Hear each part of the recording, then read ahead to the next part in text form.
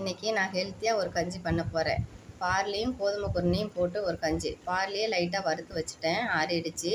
இப்போ கோதுமை குருணையை வறுத்துக்கிட்டு இருக்கிறேன். இதை ரெண்டையும் நல்லா பவுட்ரு பண்ணி டப்பாவில் எடுத்து வச்சுக்கிட்டோமா எப்போ வேணாலும் கஞ்சி வச்சுக்கலாம். இப்படி மத்தியான நேரம் இதை நல்லா அரைச்சாச்சு.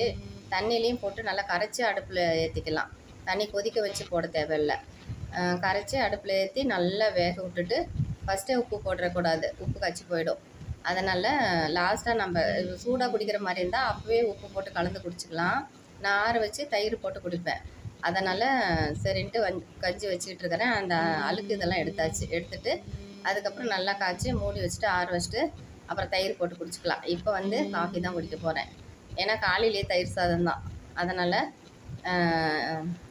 காஃபி குடிக்கலாம். இதை அப்புறம் குடிச்சிக்கலான்னு செஞ்சுக்கிட்டு இருக்கிறேன்.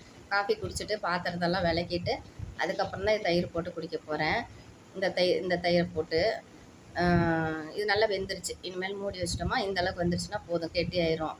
அன்றைக்கே கட் பண்ணது கொஞ்சம் காப்பி தூள் இருந்தது, அதெல்லாம் போட்டு வச்சாச்சு.